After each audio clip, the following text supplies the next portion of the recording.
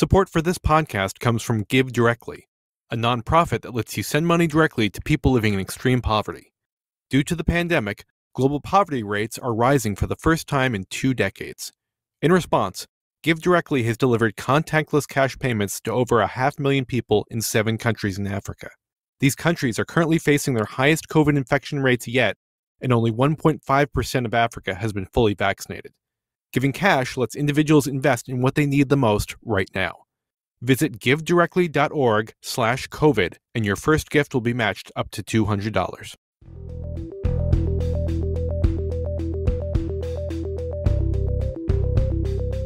Hello and welcome to the Osterholm Update, COVID-19, a podcast on the COVID-19 pandemic with Dr. Michael Osterholm.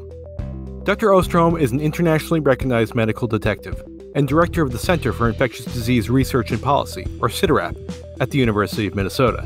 In this podcast, Dr. Osterholm will draw on more than 45 years of experience investigating infectious disease outbreaks to provide straight talk on the COVID-19 pandemic.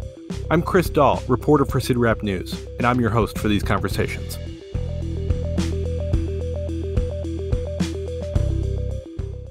Welcome back, everyone, to another episode of the Osterholm Update podcast. It's August 19th, and the summer wave of new COVID-19 infections, hospitalizations, and deaths in the U.S. shows no signs of slowing down. A summer that started with the feeling that the worst of the pandemic was behind us is now nearing an end with a heightened feeling of uncertainty, dominated by new questions about how much worse the current surge will get, how much protection the vaccines will continue to provide, and how much the highly transmissible Delta variant has changed the equation. As Dr. Osterholm likes to say, we now appear to be in a completely different ballgame. This week on the podcast, we're going to provide an update on the rapidly changing situation here in the United States and take a look at what's going on in the rest of the world. We'll also delve into the latest data on vaccine efficacy and the news that the Biden administration is now recommending a booster dose for all Americans. And Dr. Osterholm will answer a COVID query about what the end of the pandemic might look like. But first, we'll begin, as always, with Dr. Osterholm's opening comments and dedication. Thank you, Chris. Great to be back with you and great to be back with our podcast family. Thank you for joining us if this is your first time. And for those who have been here before, thank you for your continued participation in these podcasts. And most of all, for your incredibly helpful comments, emails, text messages, letters, etc. that you send us. This has become a ritual within our group that sharing these comments and then really taking to heart the many wonderful things you say. So I want to thank you for being back. I will start my podcast today, though, with a statement that I've unfortunately had to make a few times in the past weeks, and one that may cause you to have some questioning about my credibility in doing these, and that is just how tough they're getting to do because of the confusion around the information that we have to share with you. And it doesn't make it any easier. And I just want to thank the podcast production team for all the work that they do to help make this possible, because it does take a lot of digging, a lot of understanding of what the information means or doesn't mean. And hopefully that work comes through in terms of the messages you take home. I also want to acknowledge the past several weeks have been hard for many of us, including myself. I know people who have been seriously ill with COVID, and unfortunately, several people who have died. This virus does not distinguish between those who may care about it or not care about it, if in fact, once it infects you, if you're not vaccinated. Another thing I want to emphasize today is that what COVID is doing to us individually, to our families, to our communities, is really challenging, probably more so than any time in the pandemic, just because psychologically so many people were done with the pandemic earlier this spring and early summer. And being, in a sense, whipsawed back and forth by what is happening in our communities has made it even tougher in many instances to try to deal with what's happening.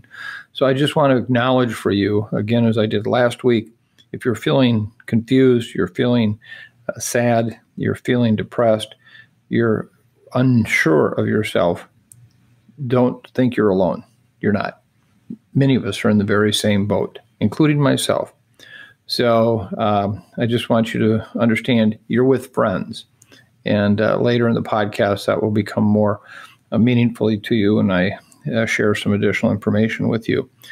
The last piece I just want to say before I do the dedication is, again, it becomes more important every week for me just to recognize, remember, and even to the extent that we can celebrate the fact that these cases we talk about, these deaths we talk about, are real people. There are mothers and our fathers, our brothers and our sisters, there are cousins, there are nieces. They are all the people we work with, the people who we celebrate life with on a daily basis, whether it be in our schools or in our churches or where we have neighborhood parties, etc. So we just can never forget the faces and the names and the essence of these people when we talk about these numbers. So it is in that regard that I make the dedication today too. And again, I will come back to my point of reference as a grandfather of 5 very, very special grandchildren under the age of 12. Therefore, none of them can be vaccinated. School is starting here in Minnesota.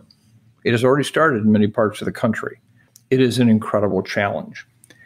It is in that regard that today I dedicate this podcast to our school board members, our school administrators, our teachers, other staff members, support staff, all those who make it possible for our educational system in this country and around the world to function, to provide those incredible results of educating our youngsters. And knowing that right now you're severely challenged. You're challenged by what some people in the community are promoting with regard to in-class education and what can and can't be done in mask mandates and all kinds of things like that. Over the course of the past several weeks, I, like all of you, have had an opportunity to see on the news media the kinds of situations that school board members, school administrators, teachers, and others have found themselves in with regard to some of the really sad and painful reactions of parents and other members in the community to try to protect our students. So today, this is dedicated to you, and thank you for your persistence in making our children a priority, not just from an educational standpoint, from a safety standpoint. Thank you. Mike, we went back to weekly episodes at the end of July, in part because too much was going on to keep people waiting for 2 weeks. Now it feels like we could be doing an episode every few days, given how much the situation is changing. Let's start with the international picture. What are you seeing? Well, first of all, I agree with your assessment. I feel like on any one given day, I'm drowning in information. And maybe that wouldn't be bad if that information was, somewhat easy to take down, but it's not. It's hard. And it's also confusing. So let me just give you, again, my best shot. What's happening around the world that then has implications for what's happening here in the United States. On a weekly basis, I'm going to sound a bit like a broken record, but the WHO in its last global case count reached 4.5 million cases. That's up from last week's total of nearly 4.4 million cases. This is the 8th consecutive week of increasing cases. The weekly deaths remain steady with just over 66,500 reported. We're in that period right now where it's kind of going up. I think it'll hit a peak, particularly as the U.S. numbers start to come down eventually. But then other parts of the world are going to light up, and this is going to be that roller coaster, up and down, up and down. If we look at the regional patterns, in episode 62, which we put out on July 29th, just 2 weeks ago, we mentioned that the U.S., South America, and Europe were all reporting similar per capita cases for the first time in a long time. At that time, the U.S. was reporting 17 cases per 100,000 population over a 7-day average, while both Europe and South America were reporting 18 cases per 100,000. Since that time, these regions have all headed in totally different directions. The U.S. is now at 42 cases per 100,000. Remember, it was at 17. Europe is now sitting at 18 cases per 100,000, identical to what it was 2 weeks ago. And the overall activity in South America continues to track downward, with the region now reporting 11 cases per 100,000 as opposed to the 18. So this is part of that pattern we talk about. Some parts of the world going up, some parts of the world coming down, but overall, the number of cases is increasing. If you've listened to the last 2 episodes of this podcast, you know that we've been using Australia and China as examples of just how challenging it can be to control a virus as transmissible as the Delta variant. While the fight for containment continues in those 2 countries, a new Delta battleground has emerged this past week. Let's take a look at Australia. Cases are still growing there, and the country could surpass all their previous peaks in the next week if the current case trends keep up. Most of the Australia's cases are still being reported around Sydney, which is now in its 8th week of lockdowns. Let me remind you again, 8th week of lockdowns. Other parts of the country are also seeing cases, prompting the government to lock down the entire state of New South Wales, where Sydney is located, and other areas, including the Australian Capital Territory and Melbourne. With just 1 in 5 residents fully vaccinated and only a small percentage of the population who might expect immunity from natural infection, largely due to their successful containment to this point, Australia has a lot of people that remain susceptible to infection. We'll see if the country sticks to the strategy of moving forward as they race to get more shots into people's arms to help limit the virus impact. What we can say, however, is right now, this is at a point in Australia where it's unclear which way it's going to go. Get much worse, or in fact, is it going to actually be suppressed by these activities that we're talking about? And let's now take a look at China. This is another country attempting to stamp out their Delta outbreak. The variant gained a foothold in the country in mid-July and quickly found its way to at least 48 cities and 18 provinces. Many would have thought after their initial control efforts and what they, in some cases, talked about getting the virus out of the country, would not have imagined this was possible. But this virus did just that, spread through these 18 provinces. China's highest priority has been containment of the virus, with some added motivation to get outbreaks under control before schools start opening up this next month. They've again turned to local lockdowns, restrictions on movement, and mass testing of entire cities to prevent further spread. Based on data reported over the past week, these, what I guess I would call heavy-handed actions, appear to be working. As of the past weekend, 36 of the 48 cities that had detected the variant didn't report any new cases during the previous week. Overall cases in the country have also declined in each of the past several days. We'll see if China can once again contain the virus with these measures, but it gives you a sense also of the kind of extreme measures they had to take to try to contain it. I don't believe this could happen in most other countries around the world. And as I mentioned, finally, Delta has now made its way to New Zealand, one of my most favorite countries in the whole world. This country, which hadn't had a local case of COVID in 6 months, confirmed 1 case on Tuesday and 4 additional cases on Wednesday. According to Reuters, all 5 of the cases have been confirmed as Delta. New Zealand and its 5 million residents are now in a national lockdown for at least 3 days, while the city of Auckland, where the original case was found, will be locked down for the next 7 days. Only 17% of the country's population has been fully vaccinated, but officials there are saying all residents 16 and older will be able to book appointments by September. Throughout the entire pandemic, New Zealand has reported less than 3,000 total cases and just 26 deaths. We will all stay tuned to see if New Zealand is successful in eliminating any additional transmission. We can only hope that it will be. But as we've also learned, where you have vulnerable populations, this virus will spread if given the least chance to do so. Now let's take a look at some countries with lower vaccination rates and what can we learn from them. First, let's go to Asia and the Middle East. Activity in the region appears to be leveling off following increases throughout July. There are just under 300,000 cases and 4,250 deaths being reported each day there. However, 13 countries in Asia and the Middle East remain at or near peak levels, including Japan, South Korea, Thailand, the Philippines, and Malaysia. Iran, the country we've mentioned in the last several episodes, also continues to stay hot. The country's 5th wave reached record high levels 1 month ago, but has continued to climb, although the growth rate might be slowing down now. Unfortunately, deaths are also shooting past previous peaks, with Iran reporting a new single-day high on Monday. In short, The healthcare system in Iran has been described by some as no longer bending, it is broken.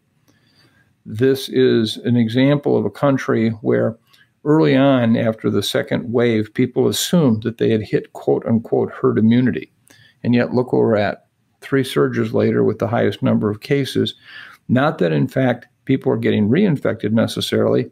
It's just this virus doesn't end its search for humans until it has found all the humans that it can infect. We've also touched on Indonesia, mentioning case declines there in the last week's episode following the country's record-breaking Delta surge. Cases continue to drop, and daily deaths are now also descending. Despite the peak, Indonesia still leads the world in daily deaths, accounting for 1 in 7 reported globally each day, a legacy of the Delta surge that happened several weeks ago. If we move to Africa, and per WHO, data for the African region is incomplete due to reporting delays, let's see what we can still understand about what's happening there. The average daily cases and deaths in Africa remain near record high levels as the continent remains in its third wave. While Tunisia is still seeing declines following its Delta surge, decreases have stopped in South Africa, where activity now remains well above the previous baselines. Meanwhile, cases are rising sharply in other African countries like Kenya and Togo. Moving to Latin America, although overall activity in the region continues to decline, countries like Cuba and Mexico are still experiencing record-setting waves that are being attributed to Delta. Around 1/4 of the residents in both countries are fully vaccinated. Decreasing activity in previously hard-hit countries like Argentina, Brazil, Colombia, and Paraguay are driving the regional declines there. However, don't be surprised to see cases start going back up again in some of these places as the Delta prevalence grows. Remember, we've talked about this pattern. Steep increase with a surge, relatively steep decrease as the surge drops, however, not going back to baseline, basically staying elevated and then leveling off, and now we're seeing in some countries starting to go up again.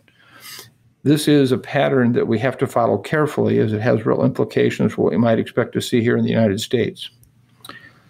One of the things that we do know that vaccinations are beginning to ramp up in a number of Latin American countries, which is great news. A story published in the Wall Street Journal on Tuesday reported that around 2 of 3 residents in both Chile and Uruguay are now fully vaccinated. Other countries in the regions have vaccination rates that fall below the U.S., but they're quickly gaining ground.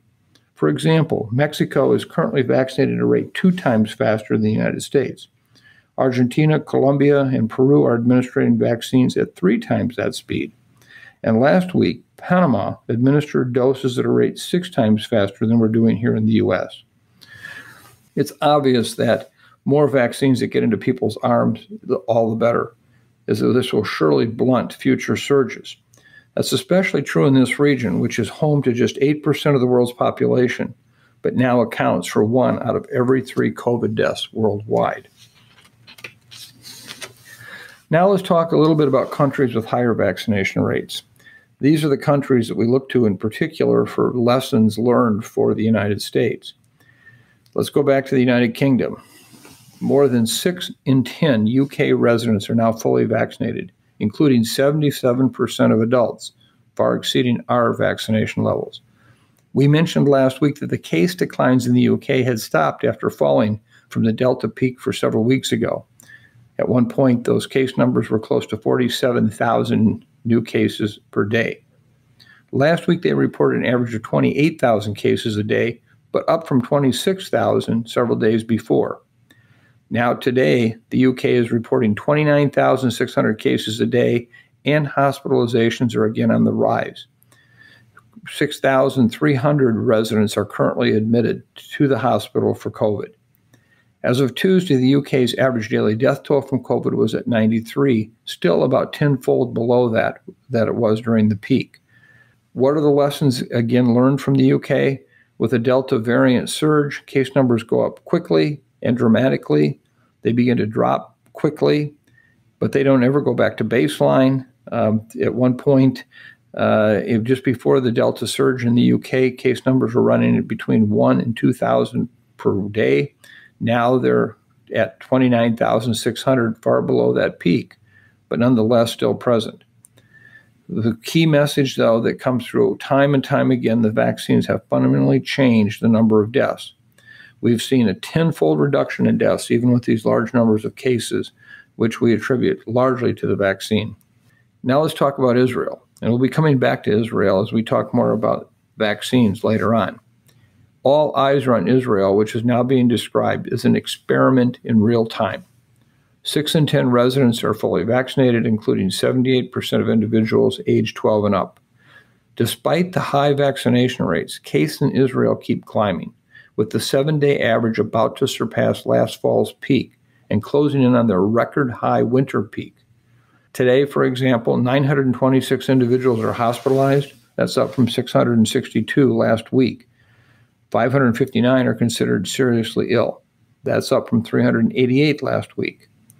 Israel is reporting an average of 18 deaths a day, up from an average of 11 last week at this time, and 4 deaths a day the week prior. The country's campaign to get third doses into arms continue, with more than 1.1 million already administered. More than half of Israelis ages 60 and older have now received a third dose, with preliminary data suggesting that booster recipients are at less risk of infection. Data on its effectiveness against severe disease is still pending. Again, we'll come back to this situation, but I want to remind people, in the face of such a highly vaccinated population, look at what this virus is still doing. Not because the vaccine is failing, but because it continues to find those individuals who are not yet vaccinated. Last week, we touched on Iceland in our episode, as it was getting a lot of media attention due to a surge in cases despite having one of the world's highest vaccination rates. Again, more than 7 in 10 residents of Iceland are fully vaccinated, including greater than 90% of individuals aged 16 and older. Last week, the country was reporting 110 cases a day and 24 individuals were hospitalized. Now the average daily cases are down slightly to 97 and 26 individuals are hospitalized. The country has yet to report any deaths from this surge. Given the level of vaccination, we can surely understand why we have so few deaths, but it also points out the ability of this virus to be transmitted even in a country where the levels of vaccination are so high. Let me this week just briefly touch on Canada. Finally, our neighbors to the north are worth that mention, with 64% of their population fully vaccinated. However, Delta has now become dominant there. Cases in the country are now 5 times higher than they were last month, although they currently remain well below previous peaks. It's really too early to see the impact on severe disease in Canada, but I want to remind everyone, while we were spared the Alpha surge nationwide back in March, April, and May, Canada was not. The largest surge of the pandemic occurred back then. So it'll be important to understand what this next surge might look like. With that, the bottom line message on countries around the world is this virus is not anywhere close to being done with us. And I know we're all growing very tired of it, but we're seeing country after country after country go through surges, case numbers drop, period of time of lower case numbers, and then another surge. And I think that this is going to continue to be a pattern for some time until we get the majority, if not most, of the world vaccinated. So here in the U.S., the summer surge is still being primarily driven by the southern Sunbelt states, where vaccination rates are low. But we're also now seeing states with higher proportions of vaccinated people, like Oregon and Hawaii, getting hit hard. So what's going on? And given that the Johns Hopkins Coronavirus Resource Center this week noted that many states are no longer providing daily data on cases, hospitalizations, and deaths, do we really have a clear picture of what's going on? Every morning, the first job I have to do when I get up out of bed is to scrape off the 3 to 4 inches of mud on my crystal ball, and then I go to work. And, unfortunately, this surge is playing out much as we've been predicting for some time. It's not a surprise to me that the surge is here. We had more than enough human wood to burn for this coronavirus forest fire. Also, I just want to point out that even as we were talking about increasing number of people getting vaccinated in this country, which is great news, 2 things. Number one, we still have at least 85 to 90 million people who could be vaccinated who are not. That is a lot. of wood for this virus to burn. Second of all is the fact that with this surge, even the uptick in vaccinations are going to have limited impact on the actual height and speed of the surge movement. Why? Because it takes 4 to 6 weeks to develop immunity, even after the 2 vaccine series. And so from that perspective, it's a please get vaccinated. You don't want to be part of a future surge. You don't want to be part of cases after the surge basically is over. But for right now, we have to understand that this surge is acting out its destiny, not because of our vaccines being administered. It's basically being impacted on 2 things. What the virus is going to do when it wants to do it, and it has been doing it since the beginning of the pandemic. And 2, what steps we've taken to get vaccinated already, or how we're limiting our contact in the public with regard to transmission. And that includes not only distancing, but also the masking issue, which we'll talk briefly about in a second. It's very important to understand that just like the international picture, and as I've painted for you over the last several weeks, we're an amalgam of different state activities. So the Southern Sunbelt states are one example of a group of states that we're seeing very high case numbers, lots of transmission, but now we're starting to see other regions of the country that they too are beginning to light up. And as I've pointed out from the beginning, the height and the breadth of this surge will depend completely on not just what happens in those Southern Sunbelt states, but will the other areas of the country light up in a similar manner or even in a partial manner. So let me just give you a sense of where we're at. I know for many this seems inconceivable that we could be here. We shouldn't be surprised, and we shouldn't be surprised when we have future surges. Hopefully not nearly as large as this one, but as I pointed out just a moment ago, we still have a lot of susceptible people. That's why we have to make vaccine and vaccinations job one. The U.S. is now reporting 140,000 new cases a day, more than double the levels recorded during last summer's surge. We're conducting over 1 million tests a day, a number that has nearly doubled in the past month. However, it's very important to understand that we were running 1.6 to 1.8 million tests most days from mid-November to late January when we experienced our winter surge. I can say without any question, we are under-testing here in the United States, and so we're missing cases. There are currently 88,500 Americans hospitalized for COVID. It is stretching our healthcare systems in a number of areas of this country beyond anything that they have seen any time in the pandemic to date.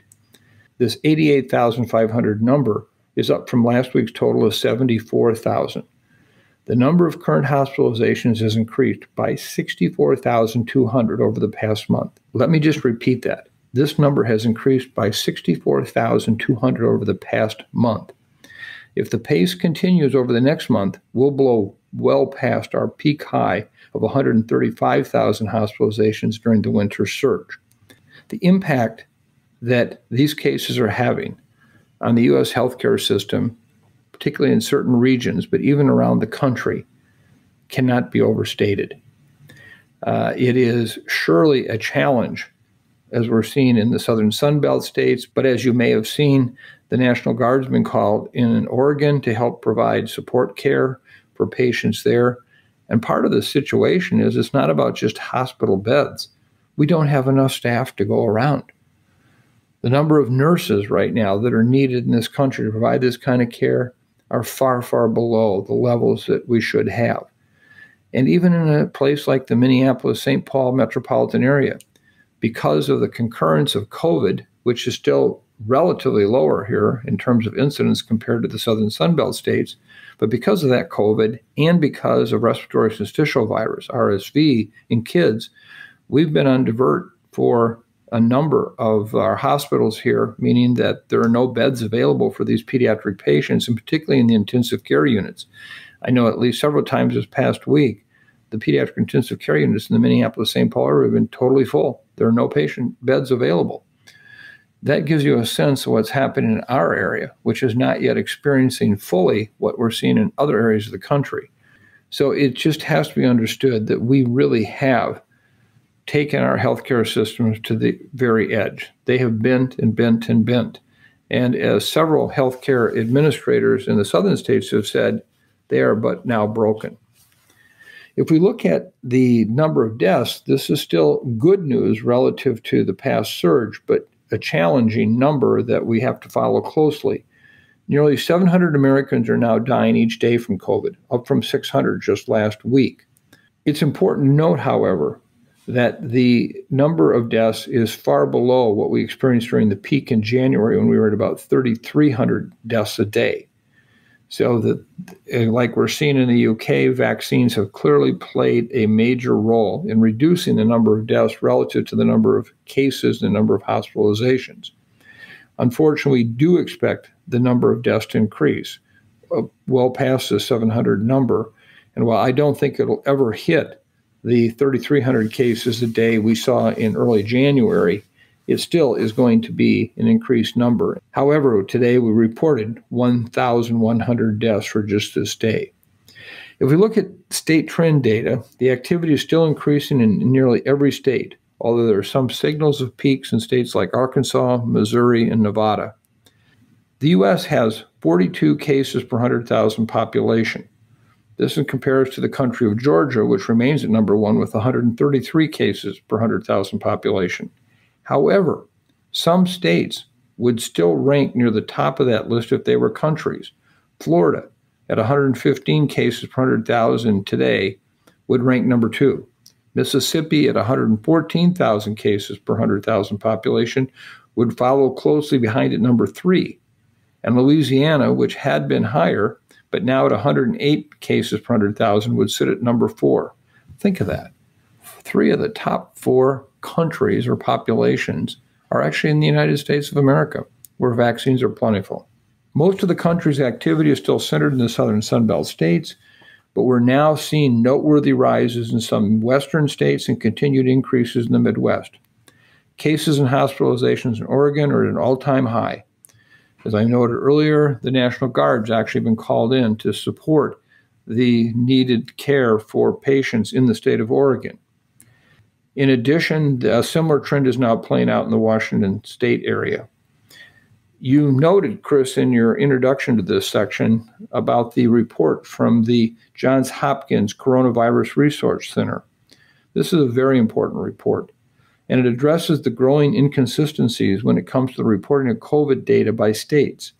Lauren Gardner and Beth Blower, who authored the report, stated the following.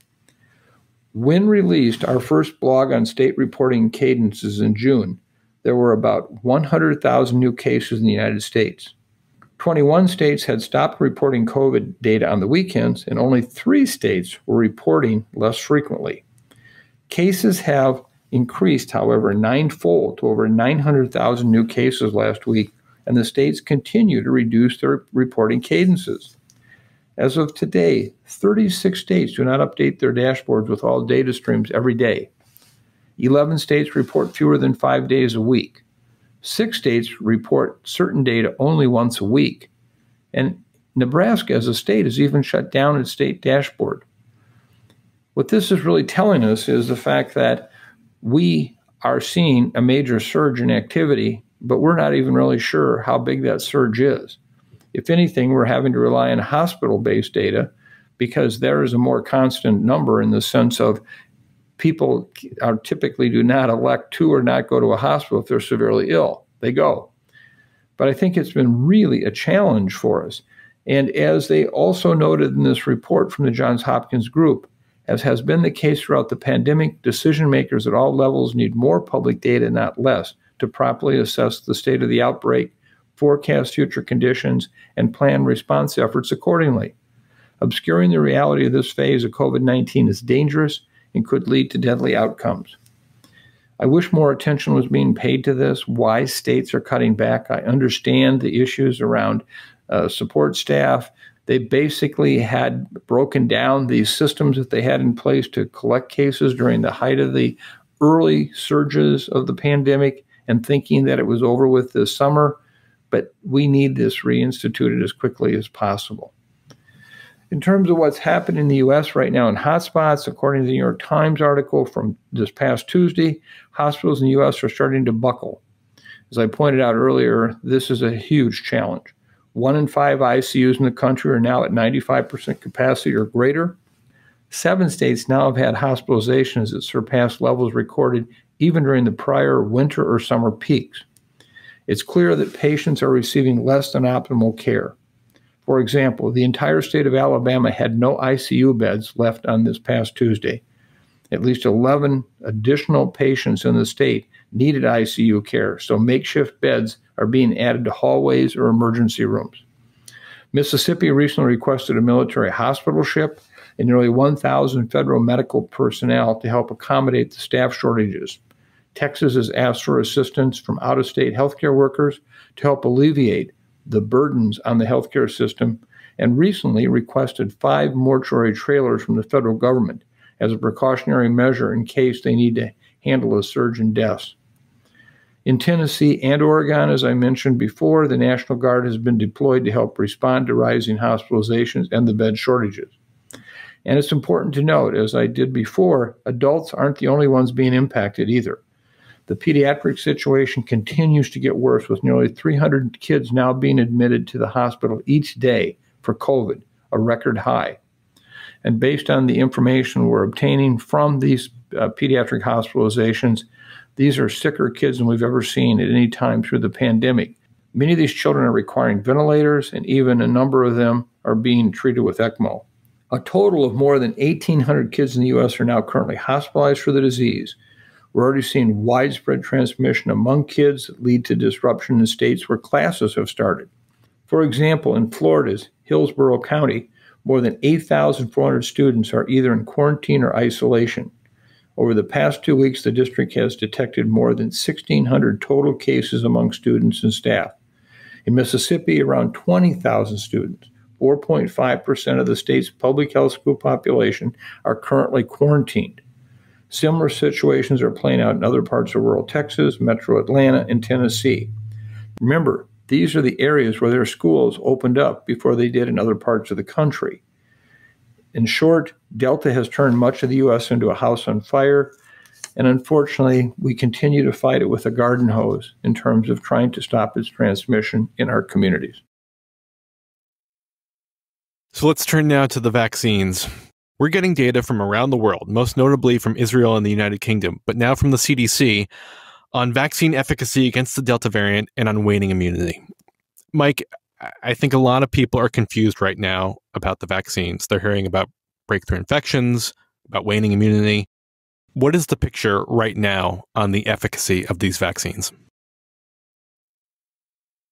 Well, I have to start out with a very critical statement, the most important statement I'll make in this podcast. These vaccines are the most important tool we have in stopping the transmission of this virus in our communities, of preventing people from having serious illnesses and even dying. So make no mistake about it. Vaccines are our only truly effective, comprehensive get-out-of-jail card we've got. So what I'm going to share with you again today is exactly what I talked about last week, is that there are 2 buckets we have to consider when we talk about vaccines. One is the safety issue. The second is how well do they work relative to how we use them. And I want to be perfectly clear, that first bucket, available COVID vaccines are remarkably safe. Even when you take the reports of the very rare adverse events following vaccination, like the myocarditis or the clotting, what we call the risk-benefit analysis, meaning looking at, if I get vaccinated, what's my chances of having a bad thing happen? If I don't get vaccinated and I get COVID, what are the chances of a bad thing happening? And in every one of the situations where even one could consider a potential safety issue, the risk-benefit favors vaccination over and over and over again. So I want to be really clear. None of this discussion you're going to hear from me today, or any of the discussion you should be hearing publicly, has to do with safety. The only way I would tell you to reconsider or think twice about getting this vaccine is if I thought safety was an issue. And also make no mistake about it, the fact that the FDA and the CDC are monitoring and investigating very rare events all the time should give you great confidence that these vaccines are safe. So hopefully my statements are clear and compelling, and they're based on the data. You can trust these vaccines as being as safe as we've had of any kind of vaccine in our armamentarium over the years to fight infectious diseases. However, I need to reflect on this journey with these vaccines and consider how our understanding of them has changed over time and will continue to change as we learn more information. Remember that our initial outlook on these vaccines was based on results from clinical trials. These clinical trials were the gold standard for determining vaccine efficacy. They were highly controlled, and we have to acknowledge their results don't always translate perfectly to the real world for numerous reasons. Let me lay out several issues that really are important in understanding what's happening with our current vaccines and preventing COVID-19. There are really three different factors that come to play about how well a vaccine works in protecting us. Number one is, of course, the infectious agent, the variant itself. Is this one that will escape the immune protection afforded by a vaccine? And I have to say, with as much information as we have today, we don't have any evidence necessarily that the Delta variant means that the vaccines are less effective. That could be the case. I've seen one limited study that might suggest that, but there were still a lot of aspects of that study that need to be understood. But on a whole, it doesn't matter if you're getting infected, you're getting sick, severely ill, or dying.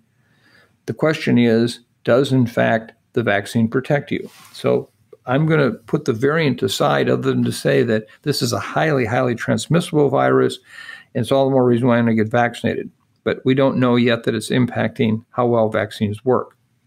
The second thing, though, is underlying risk factors for severe disease. As you've heard me discuss on this podcast numerous times, we understand that for some vaccines, such as influenza vaccines, among the elderly population, the level of protection drops precipitously due to what we call immunosenescence, just a less capable immune response. So we would expect to see no less with this vaccine. Remember that we didn't include many of the frail elderly in any of the studies that were done. And so when we had those early, really eye-popping results suggesting 95% or more protection, we left out those people, not because we didn't want to study them, but because we were trying to get a better handle on, from a safety standpoint and from an effectiveness standpoint, how well did it work in most people in society who were not at increased risk of having serious disease. So in this situation, if we look at the issue of underlying risk factors such as age, we look at immunocompetency overall. Am I immune deficient because of some clinical condition I have, like a cancer? Am I on certain drugs that suppress my immune system so that I don't have a condition caused by that overactive immune response? All of these issues can surely make for reduced protection with a vaccine. Finally, we have to look at the dose itself. How much is in the dosage? How many micrograms of antigen or the material that we're trying to basically develop the antibody against and the T cell reaction against? And also, when is multiple doses given? And as you know, with the Pfizer vaccine, dose 2 was given 3 weeks after the first dose. With Moderna, it was given at 4 weeks. Now, I have to tell you that, if you also remember, I was one of those back in March, very concerned about the potential for alpha to spread through the United States. And at the time, we had enough data from England to say a single dose at that point would have substantially reduced the serious illness associated with alpha. And we urged that in a time of vaccine shortages to get as many people, particularly those 65 years of age and older, vaccinated with even a single dose. And we heard this outcry from some of the immunologists and people in infectious diseases, no, you have to stick with the schedule of 3 or 4 weeks, as somehow if that was the only way in which these doses could be administered. And now we're beginning to reconsider that whole approach, not because of getting single doses. We've got plenty of vaccine now for that. But it's because, did we give the immune system of that vaccine recipient time to respond to the first dose in such a way as to maximize how well the second dose works? Look at how many immunizations we give a series with, and we also delay the time period for the second or third dose to many months. That is all about getting the maximum response out of your immune system with the subsequent dose. And one of the challenges I think we're having right now is the 3 and 4 week second dose surely maximized on the chance to have early protection. But did it really leave us in a shortfall for long-term protection? And I think we're going to see over the course of the next weeks to months research demonstrating that we may do much better with our vaccines if we space them out.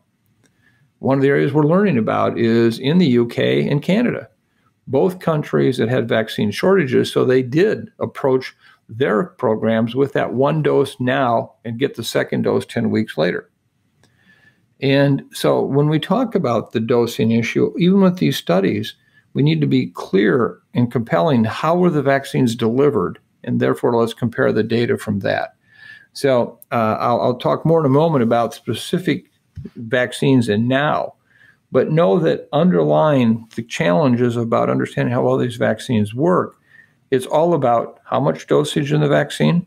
Moderna had twice as much as Pfizer. When was it given relative to dose 1 and dose 2? And what are the underlying risk factors for the people who have received these vaccines? And I'll make the assumption that Delta is basically a static issue. It's either there or it's not. And I want to be very careful about that because some of the studies we're talking about were done before Delta ever showed up. And that may be a real problem in terms of interpreting those data. So at this point, I will just say, I think it's really unclear what we need to do with our vaccines.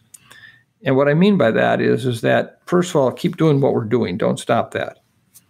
But in terms of what's been found in the CDC studies that were just released yesterday, the new studies from the Mayo Clinic, the new studies from Israel, the studies from England, a study from Qatar, I think the themes are as follows. One is that these vaccines are still very, very effective across the board in preventing serious illness and hospitalizations. There may be some downward creep on that, but in fact, they still are very effective at doing that. And remember, if that's from a standpoint of an outcome, that's still a very, very critical outcome to have. So I don't want to minimize the people who are now having breakthrough infections who are much milder, but in the end, preventing stress on our healthcare system, preventing people from getting seriously ill and dying.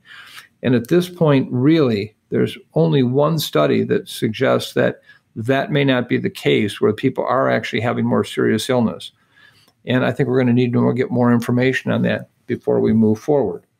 Second of all, what we're looking at right now is time. Time meaning that from the time I got vaccinated till now is 6 or 7 months. Am I experiencing waning immunity over that time period? So I can't compare the response of people at 2 or 4 months to people at 6, 8, or 10 months. And so these studies have to be standardized on that. What does that mean? Are we seeing many more breakthrough infections at 6 to 7 months, as surely seems to be the case with healthcare workers? We're also seeing some of this in long-term care. So when will I see these breakthroughs, and what will they mean? And one thing we're all trying to understand is if people do have breakthrough infections, which are occurring much more frequently than we have previously stated, not because we misstated it or we intentionally tried to cover anything up, it's because we're now just understanding how many milder infections are likely to occur. But the question is, are they infectious? And if they're infectious, what does that do to the overall transmission in the community? So, as you may have heard, but yesterday, the White House came out with a statement basically indicating that they were now going to be recommending booster doses for all those who have received the previous mRNA vaccines. They did not comment specifically on what to do about J&J vaccines, which is unfortunate, but because of the lack of clear information, they've decided that, in fact, that they could not make a comment on that yet. That's supposed to be a stay tuned moment. What the administration has decided, based on the data that I mentioned from these studies outside the United States and these 3 recent studies from the CDC, is that they are now recommending that with approval by the FDA and the ACIP, that they are prepared to offer COVID-19 booster shots to fully vaccinated adults beginning the week of September 20th and starting 8 months after an individual's second dose. So assuming this waning immunity has occurred, we'll pick up people each month at their 8th month anniversary of having been vaccinated. The plan that they're promoting ensures that the people who are fully vaccinated earliest in the vaccination route will likely be eligible for the booster first. These are the people who are in that first rollout, the most vulnerable population like healthcare providers, nursing home residents, and other seniors. Booster shots will also begin to be delivered directly to residents of long-term care facilities again. First of all, you have turnover, where you surely have people who weren't there when the vaccines were first administered, plus, again, waning immunity. The White House was very clear. They're not recommending anyone go out and get a booster dose today.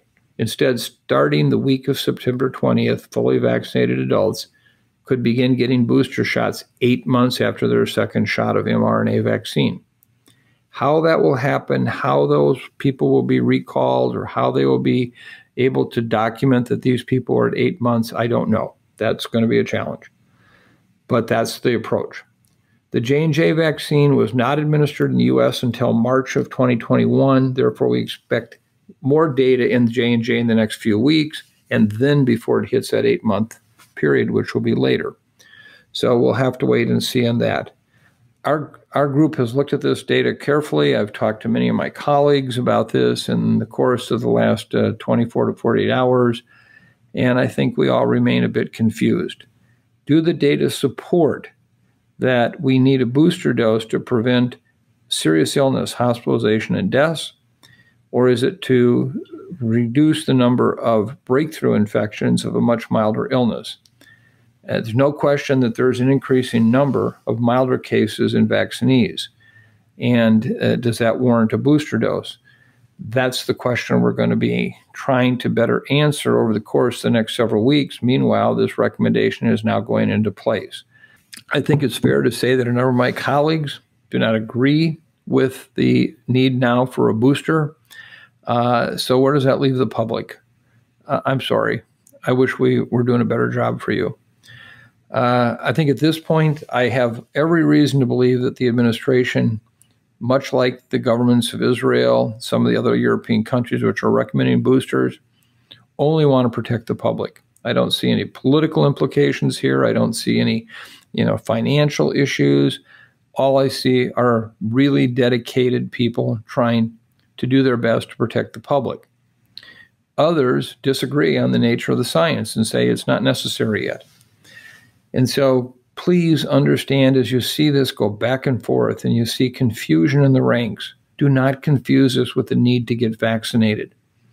One of the things the administration has assured us is that they will make certain that there's more than plenty first and second doses for those who have not yet been vaccinated, and that they will also have vaccine for those who are individuals who are immune compromised and who were covered last week in the recommendation to get a third dose. And I'll talk more about that in a moment.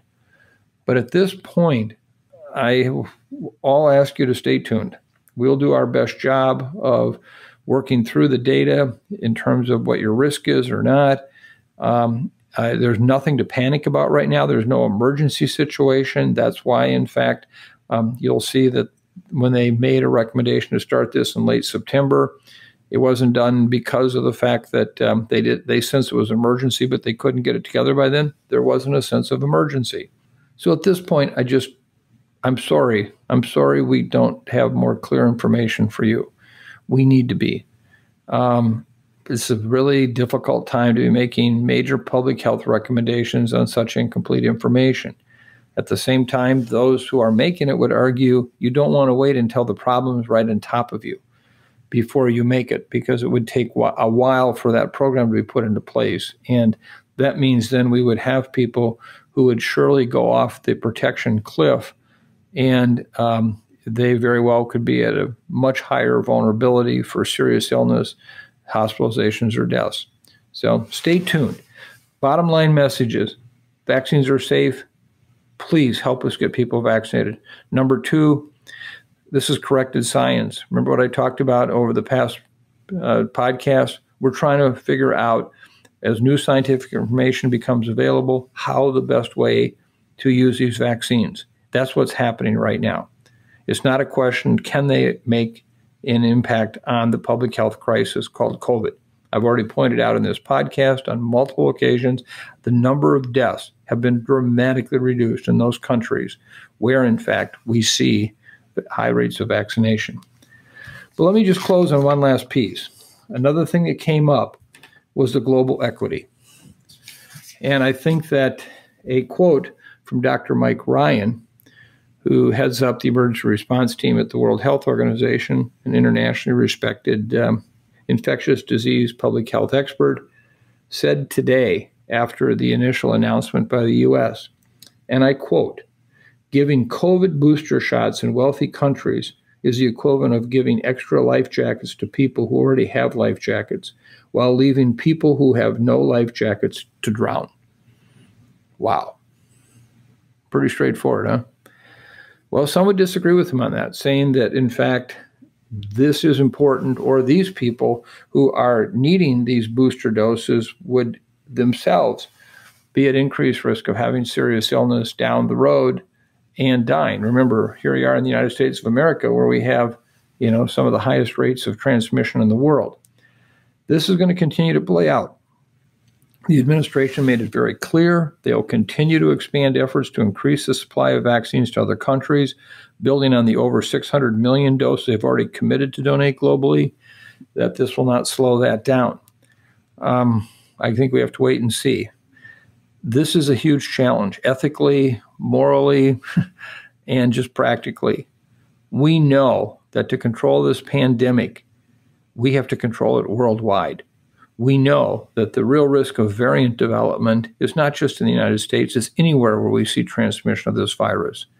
And so it surely is humanitarian in nature to want to try to prevent infections throughout the low and middle income countries, where less than 2% of those people in those countries have had any access to this vaccine. At the same time, we also know that it's more than humanitarian, it's strategic. If you want to prevent new variants from developing and being transmitted throughout the world, and then potentially threatening the integrity of our vaccines, you want to stop transmission everywhere. And for much of the world that has little to no vaccine, that's where we're going to continue to see over time the greatest number of new infections.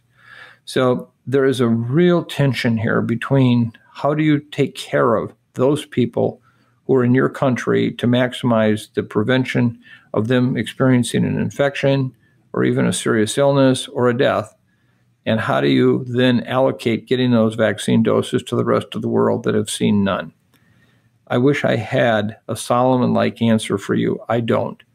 I see both sides of the issue, and I can say at this point, as we get more data, if we are not seeing the increases in deaths, hospitalizations, etc., associated with potential waning immunity, then I think we got to rethink this. If we are, then we'll have made the right decision to try to protect lives in high-income countries, and ultimately every country will want to have that kind of a 3-dose series to protect themselves.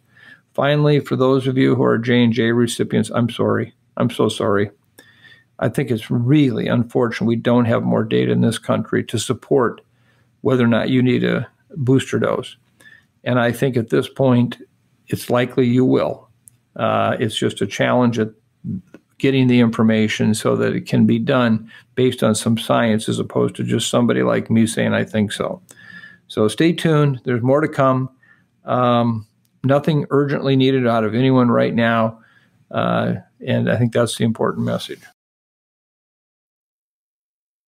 Mike, as you just mentioned, the FDA and CDC last week signed off on a third dose of vaccine for moderately and severely immunocompromised adults. What did you make of that decision? This is an important decision. And let me distinguish why it doesn't fall into the category of what I just talked about with booster doses. As I mentioned, many of the childhood immunizations have multiple dose requirements before you really are fully vaccinated, 3 and 4 different doses. And what the situation is here is we had anywhere from 7 to 9 million individuals in this country who, because of underlying immune deficiencies, immune suppression, basically are at risk of infection because they never responded well to the first 2 doses of the vaccine. Now we have data supporting that, however, third doses can actually override that immunosuppression and give you a very good response. So the recommendation last week to cover these 7 to 9 million people was really all about finishing the prime series. It's not a booster dose. It really is taking 3 doses to get to the point of being protected. I fully support that, completely support that. And that should not be seen as part of this booster dose issue. For anyone worldwide who has any one of these immune suppressing conditions has to understand that they too will need likely 3 doses of the vaccine. So I commend the FDA and ACIP for moving forward. However, I did have a problem with how the ACIP handled access to the vaccines for these people. What they did is put together a list of these are the conditions upon which you would qualify for getting an additional dose. But they made it so it's an honor system. Anybody can go to a pharmacy or a doctor's office and get vaccinated and just say, I have this immune suppressing condition. Well, we've already seen over 1 million people who wanted the third dose anyway, who have come forward and somehow been able to get through the system and get a third dose. I worry that we're going to see a big increase in people, particularly in light of this discussion I just had, where people are now talking about getting a third dose. And they're going to say, aha, I'm not going to wait till September. I'm going to get it now. And, I don't understand why we couldn't put in place a doctor's order, a standing order for people to actually get vaccinated. If you have one of these conditions or you're on a drug that suppresses your immune response, we know who you are. I mean, we could look at what we call ICD codes, the codes for what kind of conditions would qualify for getting the vaccine as a third dose. And I think it's going to be a free-for-all. I think it should have been where you have to have proof of the need for the vaccine, and why they didn't do that, I don't know. I think, they surely can say, well, we wanted to cut down on paperwork, whatever. I think what they're going to do is, for that inconvenience, they're going to create a major challenge in terms of who really qualifies and who doesn't. So great news to get this recommendation for a dose. However, I believe as it's being rolled out right now is going to be a very substantial challenge. Mike, going back to your dedication, when we look at the big picture in the U.S. right now, the surging cases, the contagiousness of the Delta variant, very little mitigation, what does this all mean for schools? Unfortunately, the school environment right now is going to be a severe challenge. And in a sense, we have this experiment going on, and our kids are the ones who are being experimented upon. And I have a real problem with this, a real problem. I've been talking about this for months. The recommendations have come out about education, in-person education. Again, I remind you of my 5 grandchildren, age 11 and younger. I think about their needs for in-class education, the in-person contact, and I think, oh boy, they need that. They need that so much. But I also think about what is the safety issues. And what I've seen happen in this country, just as it's been with so many other issues, we've seen 2 camps develop. You got to do in-class learning. The kids are going to hell in a handbasket if they don't. All the economic issues of parents having to stay home, all true, by the way, about the parents and so forth. But no matter what, we're going to do in-person learning.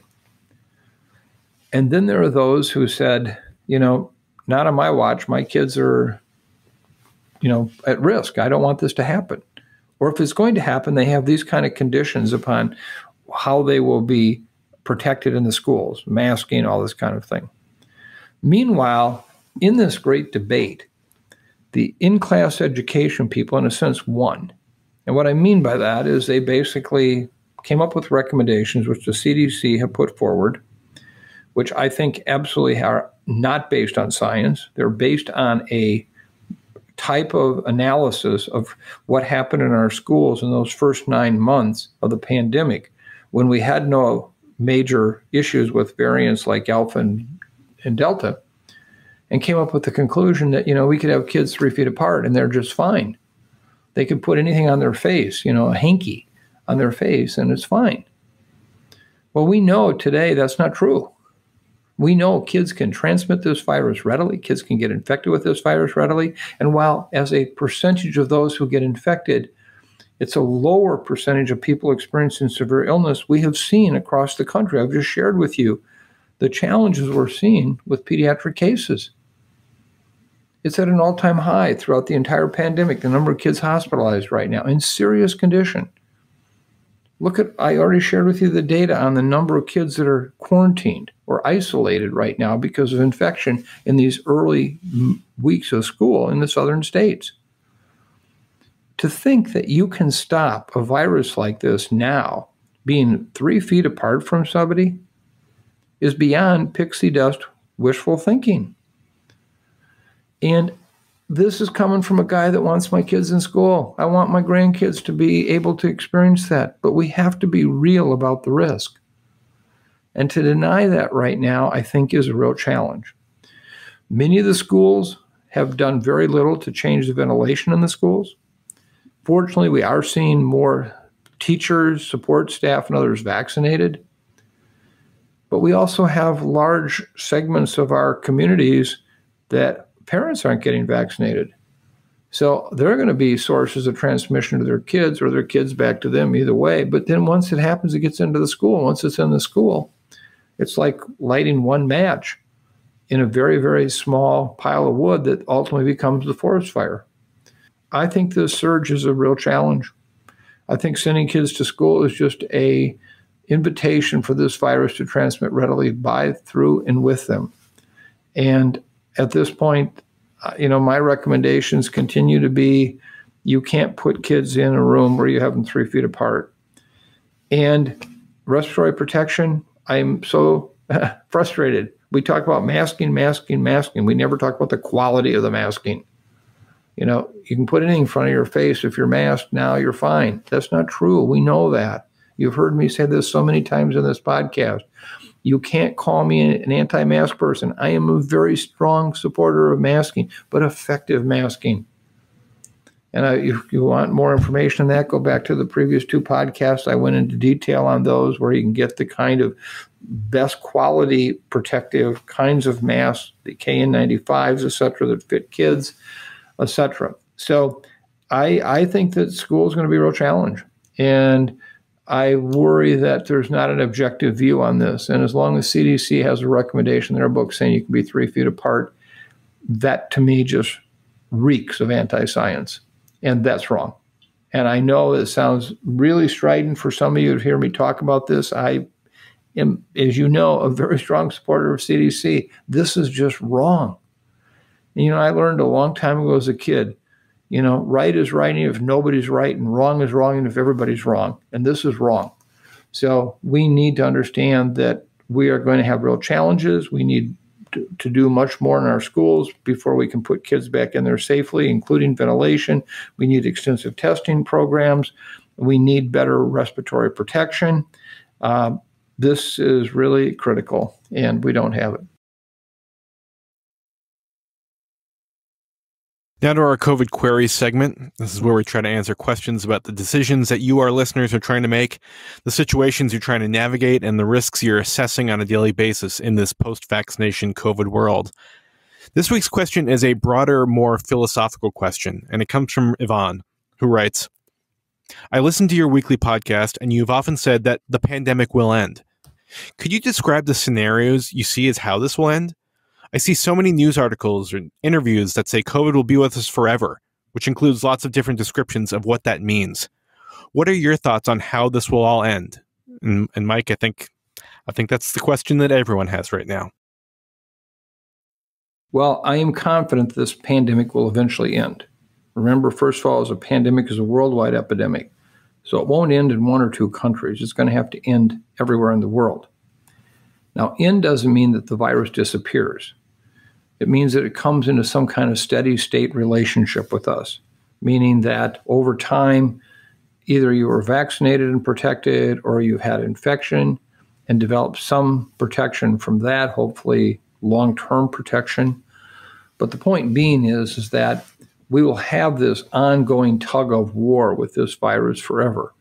But if we see, like influenza, for example, where after a pandemic, these huge waves, it eventually becomes a seasonal virus, I think that's very likely what will happen here. I don't know when that'll happen. It could be some time. Vaccinating the world will surely help. But at this point, we're not going to continue to see, I think, these big surges that occur every 3 to 6 months. Once we get closer to 100% protection, and you've heard me talk in previous podcasts about why I think the concept of herd immunity is not realistic. But at some point, we will see enough infection that it will slow it way down. It may become one where, we have 2 or 3% of the population that gets infected every year, and then develops protection. So I wish I could tell you that it's going to be a one-day event where suddenly someone comes on the TV and says, we just hit the end of the pandemic. That won't happen. What will happen is you get more and more time like you've spent in the period of April, May, and June, where you feel like it's a different world. That will happen. But it's got a ways to go yet. There's a lot of human wood left for this virus to burn. And it's not until we get almost all that wood cleared, meaning that you've been vaccinated or you've been infected and protected, before we see that kind of May, June time period feeling again. And to our listeners, thank you for all the great questions you've been sending. I'm sorry that we can't get to all of them, but please keep them coming. You can email us at osterholmupdate@umn.edu. Mike, where is this week's beautiful place? Well, I'm happy to report that we have another international beautiful place. This very wonderful email and a video, which is now posted on the site, came in from Rune from Norway. He wrote, "Dear Dr. Osterholm, I'd like to thank you by sharing a video I created this summer of a truly beautiful place, Lofoten in northern Norway. I feel a strong gratitude towards all the people in the vaccine industry that have worked day and night to bring us COVID-19 vaccines. The vaccines made this travel possible. We all long for the day we can safely visit the beautiful places in our lives again. Here's the story behind this beautiful place. My mother is 89 years old and in good health. She travels on her own to see her children and her grandchildren. But every year with good health at her age is a treasure, and we do not know how long it'll last. The pandemic has severely reduced her freedom to move around. Contact with children and grandchildren have been limited by pandemic restrictions. The uncertainty if she would handle a COVID infection was a constant worry. It'd be truly sad if such precious years should be spent in isolation. She wanted to revisit the region in northern Norway where she was born. She wanted to see the place out in the remote and beautiful Lofoten, where her ancestors had lived as fishermen throughout the centuries. However, with the pandemic, such travel would be associated with great risk for her. We were uncertain if we'd ever do the trip. But we were fortunate to benefit from extremely rapid development of effective vaccines and the tremendous logistical effort to vaccinate the vulnerable in our country. This summer, my mother was fully vaccinated, and all others in the family above 18 had got their first shot of vaccine. So we decided it was safe enough to take a flight to northern Norway and drive out to visit the destinations. When you see the video, you will immediately understand why my mother wanted to visit her region of birth again. I'd never seen the place where my mother's ancestors had lived in Lofoten. I was unprepared for the beauty and serenity of the place. It was an emotional experience for me. If possible, I recommend you to watch this video on a 4K screen and with access to good internet bandwidth. Whatever equipment you have, I do hope you will spend 4 minutes with this slow video and slow music. Enjoy the beauty of the landscape and think of the people that have made such journeys possible. Kind regards, Rune. Oh, Rune, thank you. This video you shared is moving. I've watched it multiple times, as have our staff. And your message of weaving in the care and support and opportunity for your mother with this beautiful, beautiful location and connecting back with our roots is such an important message. You cover a number of issues with this. So we are so honored that you shared this with us. Thank you so very, very much. And I want all the audience to please go and look at this. You'll find it really, truly mesmerizing and so well done. Thank you, Rune. Your closing thoughts today, Mike? Well, number one, I start off by apologizing to you for not doing a better job of covering the issue with vaccines. You want specific answers, and I couldn't give them to you. We will continue to do whatever we can to better understand this issue, to share the science, the practical aspects of this vaccine recommendation, what it means, doesn't mean, what does it mean for vaccine for the rest of the world. It frustrates me that I can't do a better job of helping you, but that's the state of the art as I see it. So at this point, hang on, we'll get there. And just know that I understand both personally and professionally, these are very, very tough times. Every week, as I report these new numbers out to you and they just get more and more depressing, it's hard. It's really hard. It's hard for me. It's hard for you. It's hard for all of us. And all I can say is that we must hang together. And this is where the issue of friends come in. Friends are everything. Having friends, even new friends. And it's the reason why I picked the closing today as I did. Because it's about how to get us by, how to get us through, how to get us across the finish line of this pandemic. I've chosen the song Friends, sung by Elton John, and the lyrics by his longtime collaborator, Bernie Taupin. It was Elton John's third U.S. hit and his second to reach the top 40. Friends was not the follow-up single to Your Song, which was his first big hit, but was rather the title track and theme song from the movie Friends starring Sean Burry, and was included on the soundtrack. It was the only hit single from that LP. The song rose to number 34 on the U.S. Billboard Hot 100 and number 17 on the Cashbox Top 100. On the Canadian singles chart, Friends peaked at number 13. As you listen to the words of these lyrics and you hear about the issue of childhood, think of it as in this way. We all, in a sense, in our childhood, with regard to this pandemic, we're all learning as if it's brand new. So here it is, Friends, sung by Elton John, written by Bernie Taupin. I hope the day will be a lighter highway, for friends are found on every road. Can you ever think of any better way for the lost and weary travelers to go? Making friends for the world to see. Let the people know you got what you need. With a friend at hand, you will see the light. If your friends are there, then everything's all right. It seems to me a crime that we should age. These fragile times should never slip us by.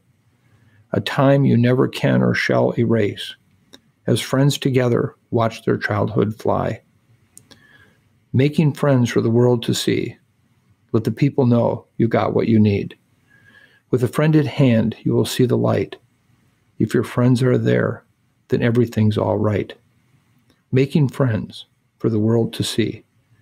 Let the people know you got what you need. With a friend at hand, you will see the light.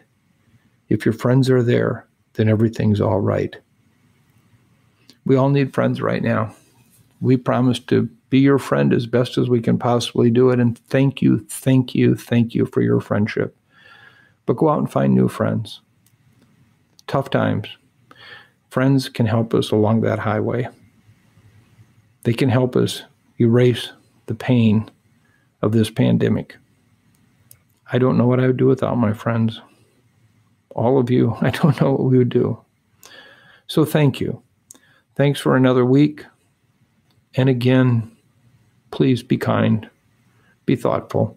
It's hard sometimes. Oh my, it's hard. But be kind. I promise you, one day this pandemic will be behind us. We will be together. And what I want us all to remember are our friends, all who made it through the pandemic, by the way, because they got vaccinated. And while these vaccines may not be perfect in terms of everything we want right now, they are incredible. And we're working to even get them to be almost perfect. So thank you. Have a good week. We'll talk to you next week. And I can't tell you how much you mean to us. You are our friends. We are yours. Thank you.